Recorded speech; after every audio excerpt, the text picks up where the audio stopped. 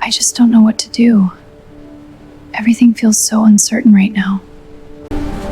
You handled that well back there. Thanks. It's all about staying calm, right? I'm so glad you're here, Grandma. The paramedics were laughing quietly as they headed back to their ambulance. Not loud or rude, just that small, knowing chuckle between two people who've seen the exact same bullshit 100 times before. I stepped out the chapel side door in the wedding dress my 91-year-old grandma had sewn for me by hand, arthritis and all, right before she died. 12 minutes married. My mom had just faked a heart attack mid-ceremony. The older paramedic, Vasilia, spotted me first. Her laugh faded. When I told her I already knew it wasn't real, she looked at me with something close to sorrow. "Honey, I've responded to 470 weddings," she said. "Your mom's vitals were perfect. She was clutching the wrong side of her chest. I'm sorry. This day belongs to you and your husband. Don't let them steal it." Back inside, my dad leaned over and whispered, "Carmela, you ruined her special day." I didn't answer. I signed the license, kissed Anselm, told the priest we were done, and walked out of the reception past my crying sister. I climbed into the back of my dad's car with a small ivory envelope I'd been carrying in Grandma's old beaded clutch for months. 26 minutes later, I stood in my mother's hospital room. She looked perfectly fine. I handed her the envelope without a word. She read the single page inside. Her face changed.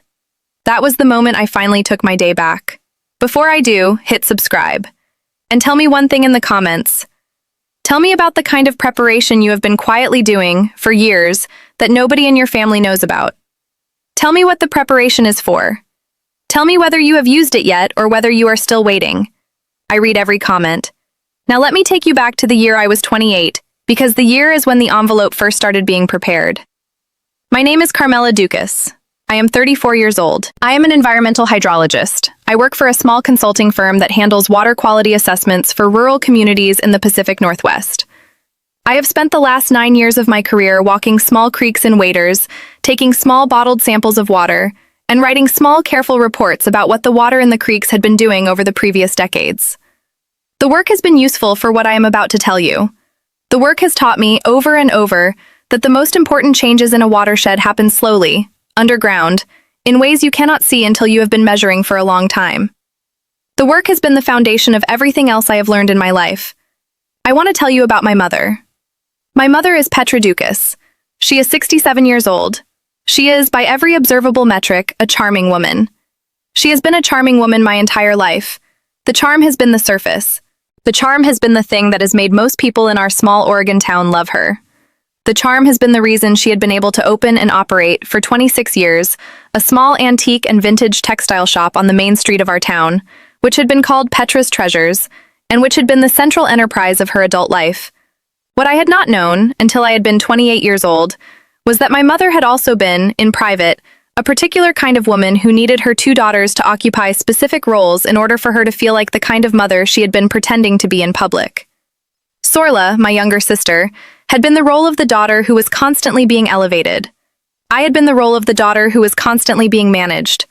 I had not understood for the first 28 years of my life that I had been playing a role. I had assumed, in the small, careful way children assume things about the families they grow up in, that my mother had simply preferred my sister. I had assumed the preference had been about the two of us. I had spent years trying to figure out what I had been doing wrong. I had spent years trying to be more like my sister.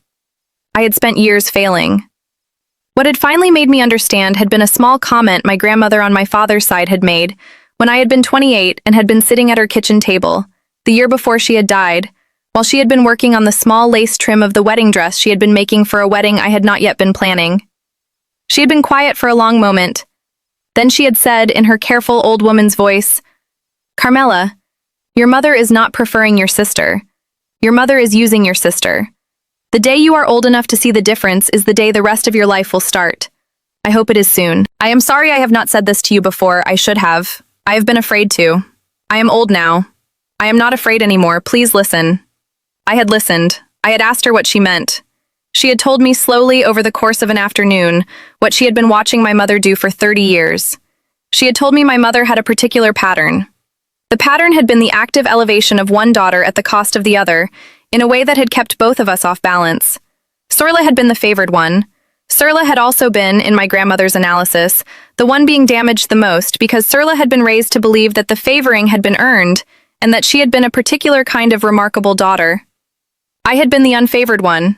I had been, in my grandmother's analysis, the one with the better chance at a real adult life, because I had not been allowed to believe my mother's version of me. I had been forced to figure myself out independently. The figuring out had been hard. The figuring out had also been the thing that had built whatever real self I had been able to build by 28. My grandmother had told me, that afternoon, that my mother had not been a bad woman in the way movies showed bad mothers. She had been, instead, a woman with a particular need.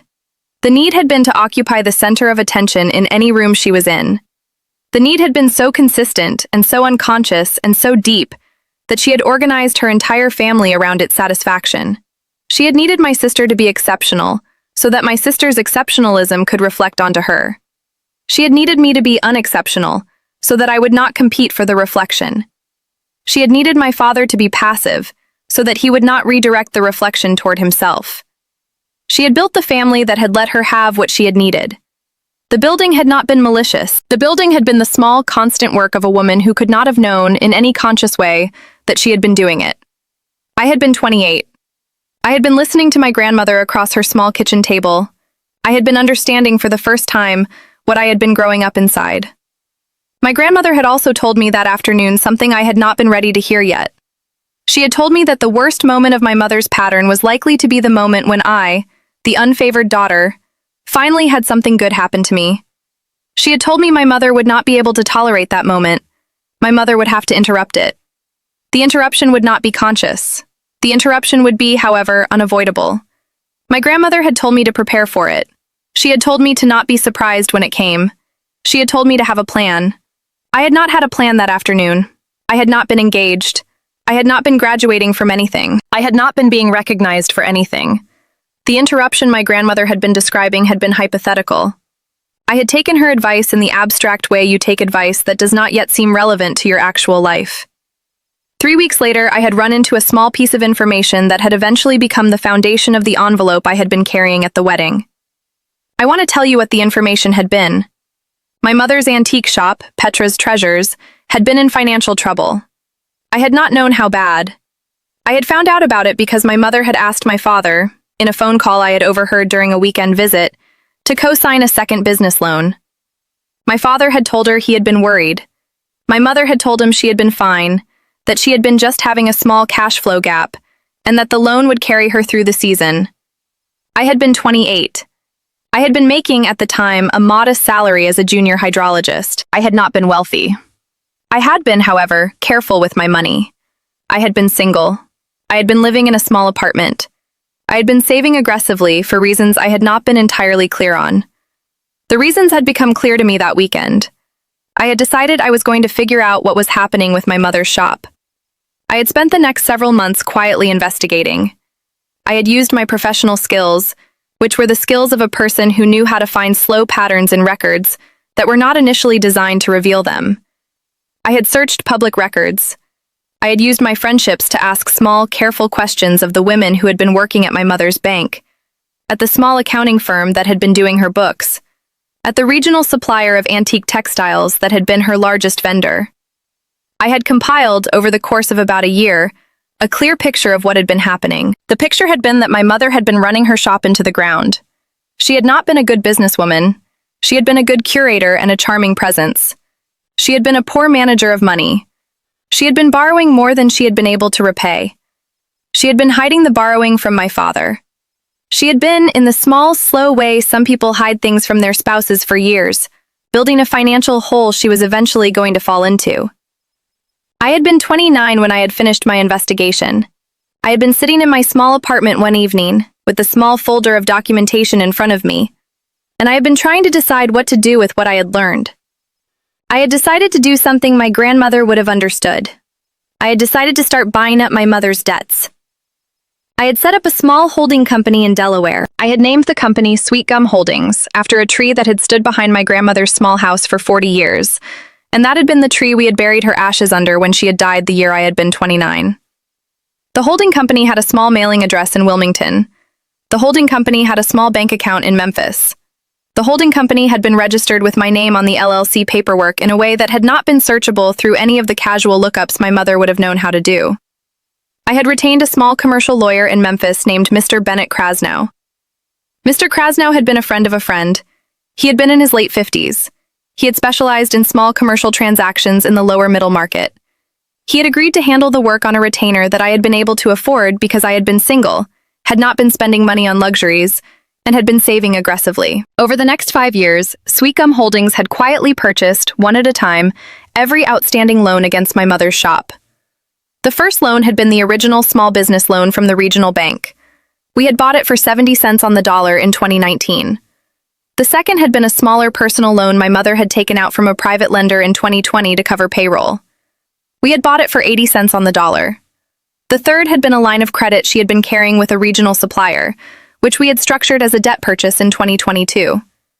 The fourth had been the small additional business loan my father had eventually co-signed for, which we had bought from the bank in 2023 at a discount because the bank had been concerned about the trajectory of the underlying business. By the time I had been 34, Sweet Gum Holdings had been the sole holder of every piece of debt outstanding against Petra's treasures. The total outstanding balance, at face value, had been $312,000. I had paid, across the 5 years of purchases, approximately $224,000 to acquire the debts. The math had been favorable. The math had also been not the point. The point had been that, by the time I had been 34, I had been the only person on earth who had been in a position to either save or destroy my mother's antique shop, and my mother had not known that I had been that person, and I had been waiting for the right moment to decide what to do with the position I had been quietly building. I had not been planning to decide at my wedding. I had been planning to decide at some point in the year after my wedding, in a small, careful meeting in Mr. Krasnow's office in Memphis. I had been planning to invite my mother and my father to that meeting. I had been planning to lay out the documentation calmly. I had been planning to offer my mother a structured path forward that would have involved her selling the shop to Sweet Gum Holdings at fair market value, with the proceeds being used to pay off the debt I had been carrying, with any remaining amount being given to her as a small severance payment, with the shop being either continued under new management or wound down with dignity. The plan had been kind. The plan had been mature. The plan had been the kind of plan a daughter who had been quietly buying her own mother's debts for 5 years had been able to put together by the time she had been 34. The plan had assumed my mother would not, in the year leading up to it, do anything that would change the calculation about how I wanted to handle the conversation. My mother had done something. She had done it at my wedding. She had stood up during the ceremony. She had clutched her chest. She had made the small theatrical sound. She had stopped the wedding. She had drawn the attention of every guest in the chapel. She had been transported in an ambulance to a hospital that had released her within the hour. She had done all of this, by every honest assessment any paramedic in the country would have given, in order to interrupt the moment that had been supposed to belong to me. The interruption had been the thing my grandmother had warned me about 6 years earlier. The interruption had been so consistent with the pattern my grandmother had described that, in the small, careful moments I had been standing at the front of the chapel watching it unfold, I had heard my grandmother's voice in my head from the kitchen table in 2018. She had been telling me to have a plan. I had had a plan. The plan had been a year out. The plan had not been for that afternoon. I had decided, between the moment my mother had been wheeled out of the chapel and the moment I had finished signing the marriage license, that I was going to use the plan that afternoon instead of in a year. The envelope I had been carrying in my grandmother's beaded clutch had contained a single piece of paper. The paper had been a small, simple letter that Mr. Krasnow had prepared 18 months earlier and that I had been updating periodically. The letter had been printed on the letterhead of Sweet Gum Holdings, LLC. The letter had begun, Mrs. Petra Doukas. This letter is to inform you that Sweet Gum Holdings, LLC is the sole holder of all outstanding debts associated with Petra's treasures, including the following 4 notes. The letter had then listed the 4 notes by their original lender, their date, their original balance, and their current balance. The letter had concluded, Sweet Gum Holdings, LLC has been the holder of these notes for periods ranging from 1 year to 5 years. The sole owner of Sweet Gum Holdings, LLC is Carmela Dukas. This letter is provided as a formal notification of the relationship between the lender and the borrower and is intended to serve as the opening communication in a structured conversation about the future of Petra's treasures. The letter had been signed by Mr. Krasnow. The letter had not been a threat. The letter had not been a foreclosure notice. The letter had been a simple statement of fact on official letterhead that my mother had not been able to argue with, that had named me as the person who had been quietly holding her financial future for 5 years. My father had driven me to the hospital. We had been quiet for most of the drive.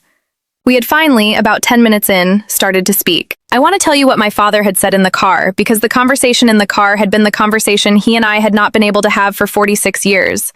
And it had been the conversation that, in retrospect, had explained almost everything about why my mother had been able to do what she had been doing for that long. He had said, "Carmela, I am sorry." I had not responded. I had been waiting to see what he was going to say next. He had said, "I have known. I have been knowing for years. I have not been doing anything about it. I have been telling myself that your mother needs the things she needs, and that it is my job to make sure she has them, and that you and your sister have been the ones who have been paying the cost of her needing them. I have been wrong. I have been wrong for 46 years. I am sorry I did not say it before today. I am saying it now. Whatever you are about to do at the hospital, I want you to know I am not going to interfere. Your mother has been the architect of everything that has happened in our family. I have been the man who has been sitting in his chair. I am sorry I have been sitting. I am sorry I have not been standing up. I am asking you, today, to forgive me for being the kind of father who has watched your mother elevate Sorla at your expense for 31 years, without ever saying a word to her about it. I am sorry. I am not going to do it anymore. I am going to be a different kind of father from today forward. I will not be perfect. I will be trying. I am asking you to let me try." I had not been able to respond for almost a minute. I had been crying quietly in the passenger seat. I had finally said, "Dad, I forgive you. I want you to try. I want you to also know I have a small piece of paper in this clutch that I am about to give to Mom. I have been carrying it for 5 years. The paper is going to change the structure of our family. I want you to know about it before I give it to her. I do not want to keep it from you. I have been keeping it from her because she has been the one who made it necessary. I have not been keeping it from you because I had wanted to. I have been keeping it because I had not known until this morning whether you were ever going to be the kind of father who would understand why I had been doing what I had been doing. I am hopeful now that you are. I want to tell you what is on the paper before we get to the hospital." I had told him. I had told him about Sweet Gum Holdings. I had told him about the 5 years of purchases. I had told him about the total balance. I had told him about Mr. Krasnow. I had told him about the meeting I had been planning to schedule in a year. I had told him I was going to give my mother the letter that afternoon instead. He had been quiet for a long time. We had been almost at the hospital. He had finally said, "Carmela, I want you to know I am proud of you. I have not said those words to you in a long time. I should have been saying them more. I am proud of you. What you have done is the kind of thing your grandmother would have done. She would be proud of you too." I had cried again. He had reached over and had patted my hand in the small, careful way he had been patting things for 46 years. The patting had been different this time. The patting had been the patting of a father who had finally figured out, an hour into the rest of his life, what kind of father he had been needing to be. We had pulled into the hospital parking lot. We had gotten out. We had walked into the emergency department. I had asked the front desk where Mrs. Petra Doukas had been. They had told me. They had said she would be discharged within 20 minutes. I had walked back. I had pulled aside the curtain of the small bay where my mother had been resting. She had been lying on the gurney in her deep green dress. The dress had been wrinkled. Her hair had been disheveled. She had been holding a small plastic cup of water. She had looked up when she had seen me. Her face had done the small, careful arrangement of expressions she had been using my whole life when she had been about to perform whatever response the moment had called for. She had said in the careful, weak voice she had been performing all afternoon, "Carmela, I am so sorry. I do not know what happened. I have been feeling tightness for days. I am so sorry I ruined your wedding." I had reached into my grandmother's beaded clutch. I had pulled out the small ivory envelope. I had handed it to her. She had taken it. She had been confused. She had asked me what it was. I had told her to open it. She had opened it. She had pulled out the single piece of paper. She had been wearing her small reading glasses, which she had been carrying in the small purse that had been sitting on the chair next to the gurney. She had started to read. I want to tell you what happened to her face. The face had been doing the careful arrangement of expressions for the first 2 sentences. Then the face had stopped arranging. The face had become very still. Her eyes had moved more slowly down the page. She had reached the line that had said the sole owner of Sweet Gum Holdings was Carmela Dukas. She had stopped reading. She had looked up at me. I want you to picture the look. The look had been the look of a woman who had spent 34 years constructing a particular version of a relationship with her older daughter, and who had just been handed evidence that the older daughter had been constructing, in the same period, a different version of the relationship that had outweighed the mother's version by a structural and quantifiable margin. She had not been able to speak. She had then, in a way that I want to be careful about describing, started to actually have a small medical event. Not a heart attack. Her blood pressure had dropped. Her face had gone pale in a way that the careful, theatrical pale of an hour earlier had not been. Her hand had gone to her chest in a way that had been involuntary. A nurse had come in within seconds. The nurse had checked her vitals. The nurse had told us, after a small, careful examination, that my mother had been experiencing what they called a vasovagal response. The response had been the body's reaction to a sudden emotional shock. The response had not been a cardiac event. The response had, however, been the closest my mother had come to a real medical event all afternoon. The irony had not been lost on me. The irony had also not been the point. My mother had recovered within about 10 minutes. The nurse had told her to lie still. The nurse had brought her another cup of water. The nurse had left us alone in the bay. My mother had finally found her voice. She had said, in a voice that had been smaller than the voice she had been using all day, "Carmela, how long have you been doing this?" I had told her 5 years. She had said why. I had told her. I had told her about my grandmother's conversation at the kitchen table. I had told her about figuring out what had been happening with the shop. I had told her about the decision to start buying the debts. I had told her about Mr. Krasnow. I had told her about the year I had been planning to wait before approaching her. She had said, "Why now? Why today?" I had told her that today had been the day she had stood up during my wedding and faked a heart attack so that my sister could get the attention that had been supposed to belong to me. I had told her that today had been the day that had moved the timeline forward by a year. I had told her I was not angry. I had told her I was tired. I had told her I had been tired for a long time. I had then told her what I had been planning to offer her. I had told her about the structured path forward. I had told her about the option to sell the shop to Sweet Gum Holdings at fair market value. I had told her about the small severance payment. I had told her that the offer was not contingent on her changing as a person. I had told her the offer was simply the offer. She could take it, she could refuse it. If she refused, the debts would have to be addressed in a different way, which would have been less kind, but which I had been prepared to handle if it had been necessary. I had told her one more thing. I had told her that the offer included a small condition. The condition had not been financial. The condition had been that she had been required, as part of the structured path forward, to engage in a regular weekly meeting for at least 1 year with a family counselor that Mr. Krasnow would arrange for us. The meetings had been required to include my father. The meetings would not include my sister Surla initially, but would expand to include her eventually if all 4 of us had agreed. The meetings had been the way the path forward was going to be real. Without the meetings, the offer was just a transaction. With the meetings, the offer was a kind of structural rearrangement of the family. My mother had been quiet for a long time. She had finally said, "Carmela, I have to think about this." I had told her she had 30 days to respond. I had told her if she had not responded in 30 days, Mr. Krasnow would be in touch with formal demand letters and a foreclosure timeline. She had nodded. She had not been able to say anything else. I had stood up. I had kissed her on the forehead. I had walked out of the bay. My father had been waiting in the hallway. He had hugged me for a long time. We had walked out of the hospital together. He had driven me back to the reception. I want to tell you what has happened in the 4 months since the wedding, because the 4 months have been the part of this story that I am still inside. My mother had taken 28 days to respond. She had finally written me a letter, in her own handwriting, that had arrived at my house in a small white envelope on the 29th morning. The letter had been 4 pages long. The letter had said yes. The letter had said yes to all of it. The letter had said yes to the sale of the shop. The letter had said yes to the severance. The letter had said yes to the family counseling. The letter had also said, in the last paragraph, that she had been crying for most of the 4 weeks since the wedding, and that the crying had not been performance, and that she had been beginning to understand, slowly, what I had been telling her in the small hospital bay. The letter had said she had been ashamed. The letter had said she had not known how to be ashamed in a way that had not been performance. The letter had said she had been trying to learn.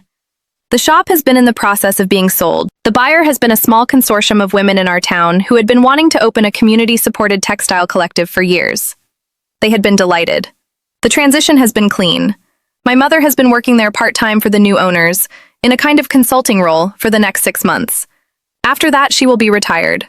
My father and I have been having dinner once a month. We have been talking about real things, in the small, careful way men of his generation learn to talk about real things when they finally decide to start. The dinners have been good.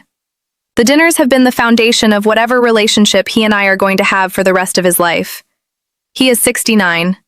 We do not have unlimited time. We are using what we have. My sister Sorla has been complicated. She had not known about Sweet Gum Holdings. She had not been complicit in our mother's pattern in any deliberate way. She had been, however, the recipient of the favoring for 31 years, and the unwinding of the favoring has been disorienting for her. She has been in her own therapy. She has been calling me more often than she had been calling me before. She has been apologizing for small, specific things she had remembered going back years. I have been receiving the apologies. I have not been performing forgiveness yet. The work is slow. The work is going to take more than 4 months.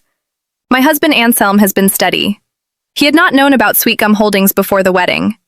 I had told him on the night of the wedding in our hotel room, after he had asked me where I had been for the second half of the reception. He had listened to the whole story for almost 2 hours. He had not been angry. He had only said, when I had finished, that he had not known he had been marrying a woman who had been quietly buying her own mother's debts for 5 years, and that he had been impressed, and that he had been grateful I had finally let him in on what I had been doing. He had told me that night that he wanted to be part of the future plans I made for hard moments in my family. He had told me he had not been planning to marry a woman who would handle everything alone. We had agreed that night that the next round of preparation would be a round we did together. I want to tell you what I have learned. I have been thinking about it for 4 months, and I want to give it to you carefully because the 4 months have been the slowest and most important months of my entire adult life. The first thing I have learned is that the people who have been hijacking your important moments will keep hijacking them until somebody finally builds a structure that prevents the next hijack from working. The structure cannot be emotional. The structure cannot be a conversation. The structure has to be material. The structure has to involve, in some way, a rearrangement of the actual mechanics of the situation, so that the hijacker no longer has the ability to do what they have been doing. In my mother's case, the structure had been the quiet acquisition of her financial position. In other families, the structure might be different. The structure might be the careful documentation of behavior. The structure might be the building of an independent financial base that does not require any of the family's support. The structure might be the patient cultivation of relationships outside the family that can absorb the energy the family had been demanding. The structure is whatever it takes to make the hijacker's next attempt land on a surface that does not give. The surface has to be built before the next attempt. The building takes years. The years are not visible while you are building. The years become visible only at the moment the next attempt happens, and the attempt lands on a surface that no longer flexes. The second thing I have learned is that the most powerful piece of paper you can hand somebody who has been hurting you for years is rarely the piece of paper you had been imagining. The piece of paper you had been imagining is usually a confrontation, a list of grievances, a formal letter of severance, a document that makes them feel the full weight of what they have done. The piece of paper that actually changes things is usually the opposite. The piece of paper that actually changes things is a small, calm statement of fact that they cannot argue with, that names a structural reality they had not known existed, and that offers them a path forward that they did not earn, but that you are choosing to extend. The choosing is the key. The path forward has to be a real path. The path forward cannot be empty rhetoric. The path forward has to be something that, if they take it, will actually change the structure of the relationship for the rest of your lives together. The choosing of the path forward, on your side, has to be costly. The path forward has to be something you would not have offered to a stranger. The offering of it, to somebody who has hurt you for years, is what finally rearranges the relationship. The arrangement is not forgiveness. The arrangement is not reconciliation. The arrangement is simply the moment when the structure of who has been doing what to whom is finally honest. The honest structure is the foundation of anything that comes after. There may be nothing after. There may be a great deal after. The afterness is not your job to predict. The afterness is what the other person decides to do with the path you offered. They will decide. You do not have to manage their decision. The third thing I have learned is that the family members who have been watching the pattern without intervening for years are not always who you assumed they were. My father had been watching for 4 decades. He had not intervened. I had assumed for most of my adult life that he had been weak. I had been wrong. He had not been weak. He had been frightened. He had been frightened of my mother for 46 years. He had not had the resources or the framework to be frightened in any productive way. He had been frightened in the small, careful way some men are frightened, which is to occupy the chair next to the spouse who is doing the damage, and to perform the role of the husband who is not doing anything to make it worse. The performance had been his small contribution to the management of the situation. The performance had also been, in a different light, a kind of cowardice. He had known that. He had been ashamed.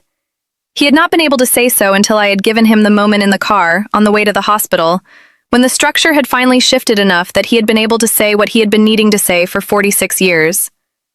The moment had been mine to give him. The saying had been his to do.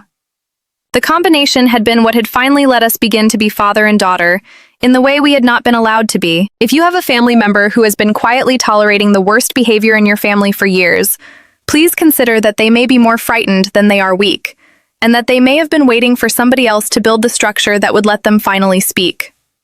They may not be able to build the structure themselves. The structure is not always theirs to build. The building, sometimes, has to come from one generation down, or one generation up, by the person who has the energy and the patience and the long view to put the years of work into the foundation. The person doing the building should not expect the watching family members to participate in the building. The watching family members will participate, however, in the moment the building becomes visible. The participating will be a kind of belated alliance. The alliance is real. The alliance is also delayed in ways that nobody can quite explain to themselves. Take the alliance when it arrives. The arriving is what matters.